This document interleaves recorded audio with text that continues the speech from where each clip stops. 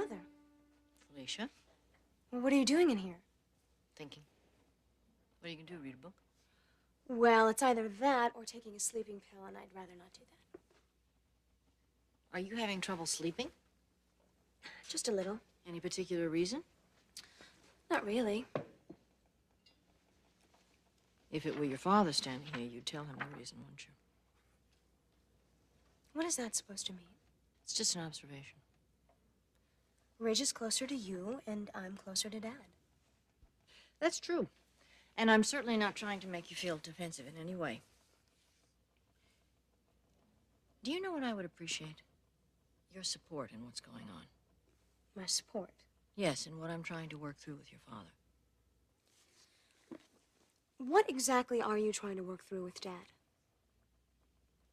Well, I'm surprised you have to ask that. You are? Well, I'm trying to keep the family together. Can we agree to disagree on something? All right. The importance of keeping a family consisting of 6 adults together under one roof. I think that I'm talking about my marriage and not the general household.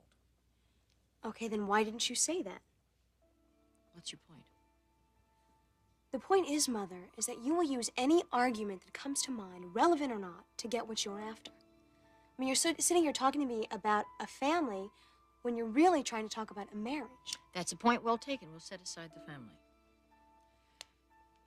I want to keep my husband. I don't think that's unreasonable after 30 years of marriage. No. It's good to hear you put into words exactly what it is you want. You know what else I want? You're closer to your father than anyone else in the house. In other words, you want me to use my influence with Dad. That's not a very sensitive remark. Maybe you're the one who's not being sensitive to Dad, his wants, his desires. Maybe we're all being insensitive to that.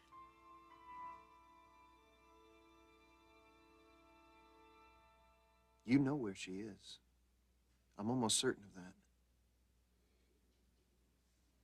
Yes.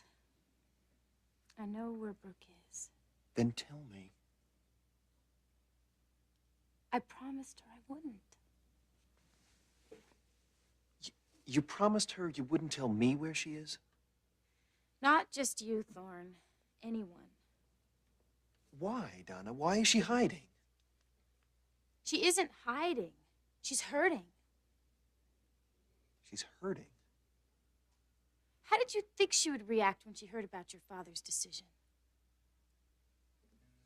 For the second time in 6 months, my sister has been hurt, badly hurt, by your family. Now, I know I'm not endearing myself to you by saying this, but don't you think that enough is enough? And she hasn't talked to Dad about any of this. What good would that do? Your father has already made his decision. Yes. Of course he has. Hasn't he?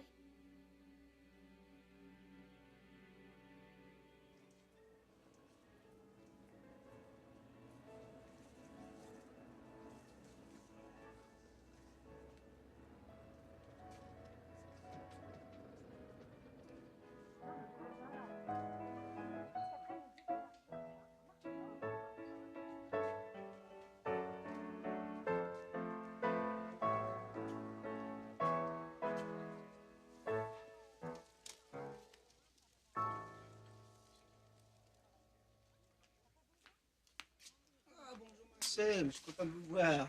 C'est une bonne soirée, hein?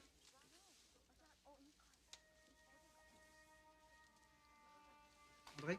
Oui, monsieur Pierre. Apporte le menu à cette dame et vois ce qu'elle veut, hein? Tout de suite.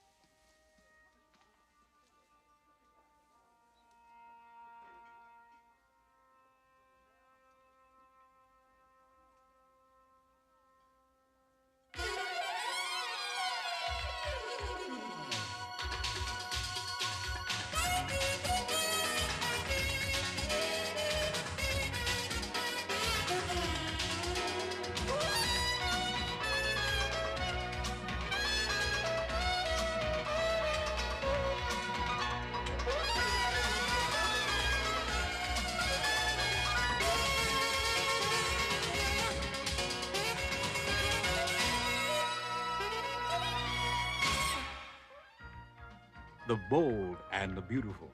This portion sponsored by Bounce. It stops static before static stops you.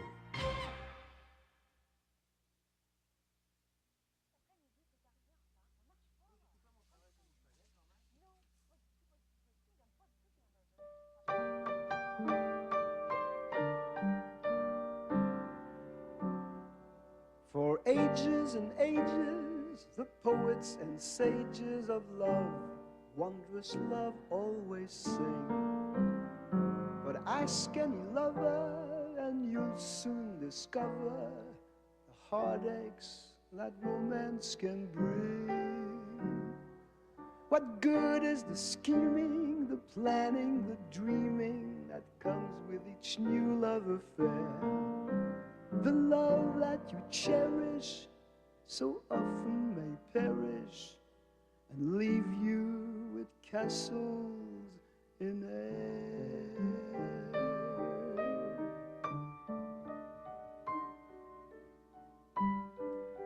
When you're alone, who cares for starlit skies?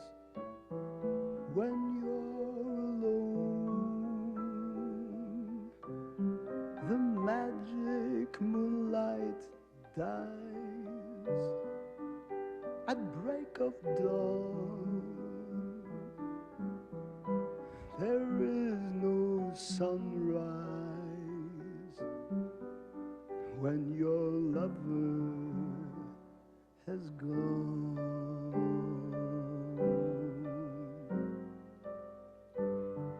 what lonely hours the evening shadows bring. What lonely hours with memories lingering like faded flowers. Life can't mean anything when your lover has gone. Like faded flowers, life can't mean anything when your lover has gone.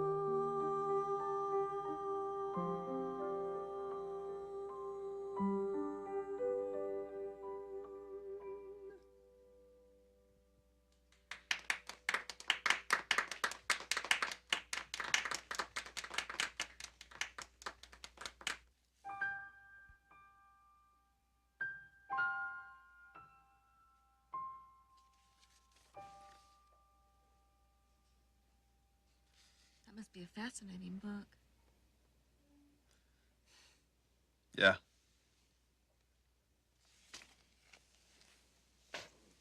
I could think of something that might interest you more.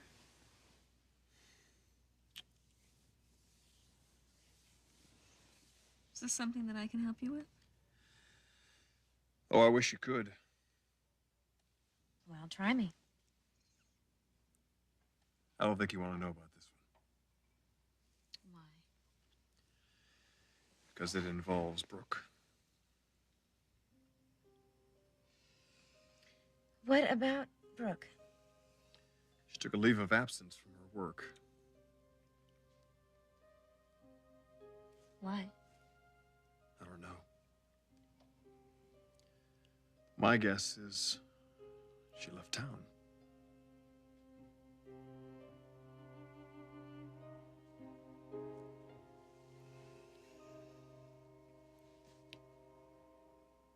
Let me get this straight, because I want to make sure I understand exactly where it is that you're coming from. You feel that I'm being insensitive to a husband who wants to leave me for another woman. That's one way of putting it. There are others. I'd like to hear them.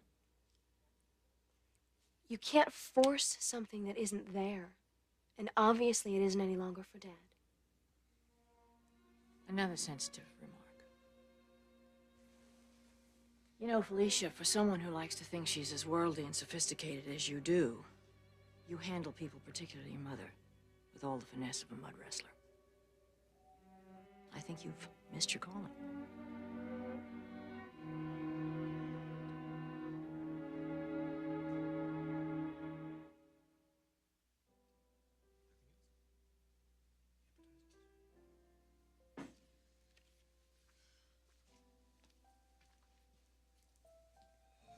André, qu'est-ce qu'elle a commandé?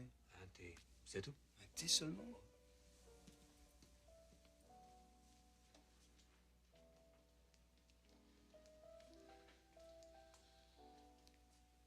Good evening, mademoiselle.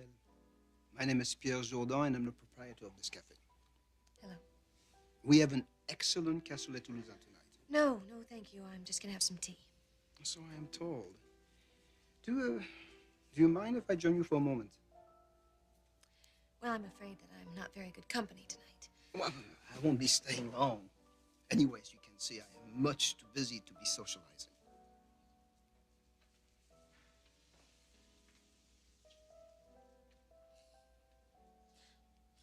A smile. I mean, my empty cafe is anything to smile about? You sang a very beautiful song tonight. Thank you. Those words always speak to me. Yes, they certainly said a lot to me. You're an American. Mm-hmm. Alone in Paris. Very much so. On business? No, I didn't think so. Trying to forget. Trying to forget. And? Have you forgotten? No, it's just too soon. Then I think you'll need a guide. A guide? Mm-hmm. To the land of forgetfulness. Ici, Henri. Monsieur et Madame Thibault sont arrivés. Merci. There, you see, I'm an expert of forgetting. I forgot about my next reservation. If you'll excuse me.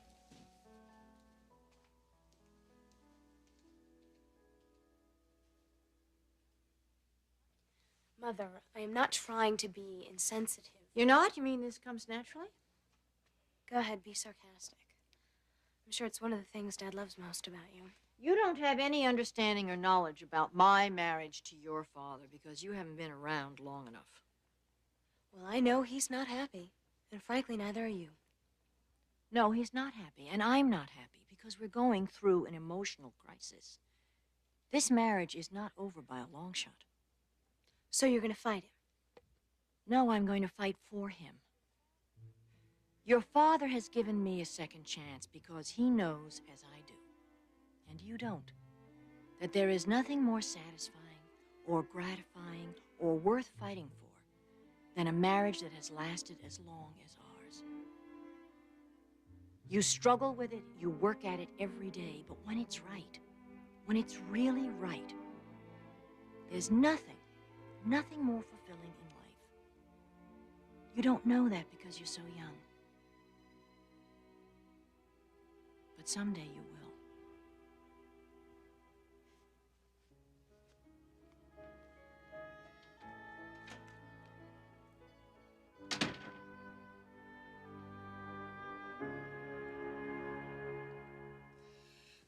That's the reason for all this concern? That Brooke went out of town? Caroline, she loves her job. It means everything to her. Okay. But she's also had 2 very unsuccessful love affairs in the past 6 months. Yes. Well, I think it's the most logical thing in the world that she would want to leave town. Not to me, it isn't. Why can't you just let her be, Ridge? She has her life to live. She's doing what she has to do. And you are certainly not her guardian angel.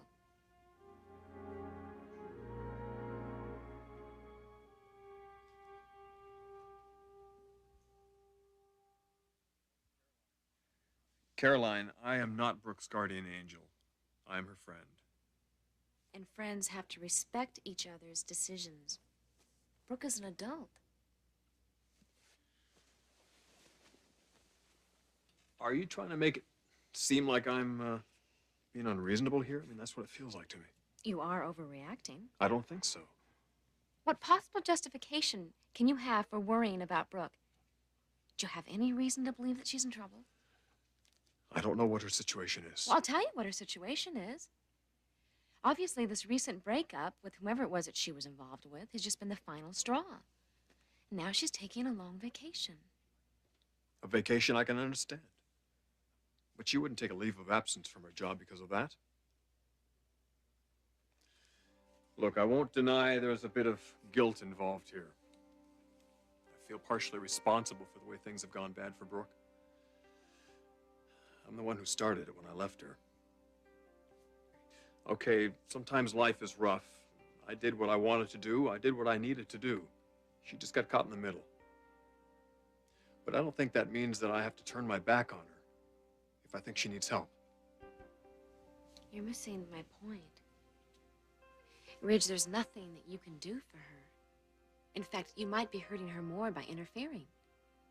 If it's true that you are remotely the cause of her problem, then the only way to help her is to stay away from her. Give her a little time and space to heal herself. She'll be a lot better off for it. And quite frankly, so will I.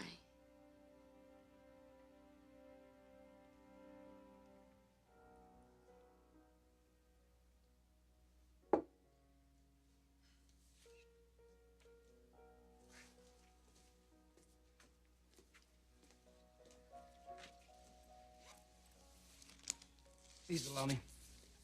No, really. You've heard stories how rude Parisian waiters are? Yes. Cafe proprietors are even worse, especially if you refuse their generosity. Well, then I guess I have no choice. Life is never without choice. For instance, you can come back and have dinner at my establishment one day soon. I suppose that is one way of repaying you. No, you don't need to repay me. You have given me my first smile in many days. That, my sweet girl, is a crime against humanity. Your smile is the best part of your body, except, I suspect, for your heart, which I sense will light up a cold Parisian night.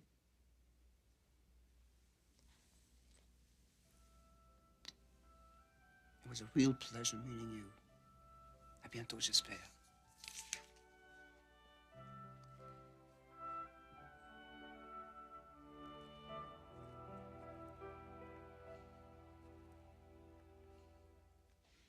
Yes. Of course your father's made his decision. I heard it myself. And that's why Brooke left town. She did, didn't she? Thorne, please. No more questions. No, I suppose it's best to leave well enough alone. Best? For whom? Not for my sister. Donna, I have to believe that when this whole thing is over, Brooke will see that it happened for the best. Brooke is never going to be the same. She has been through so much. And your brother and your father have caused most of it. But they just walk away, back to their wives. So what's Brooke left with? Her pain and her bitterness. And now even worse, a legacy of heartache. I'm sorry,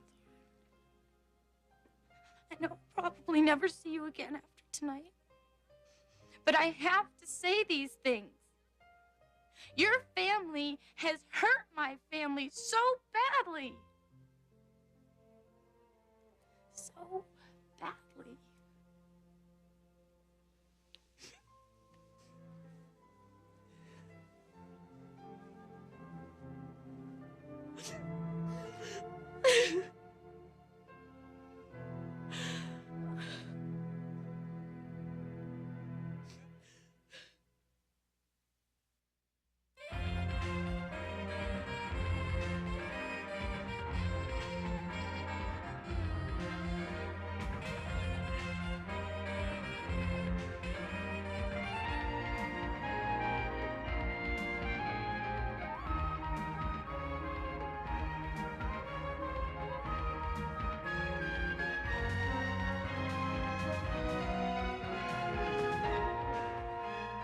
Jewelry provided by Stephen Dweck.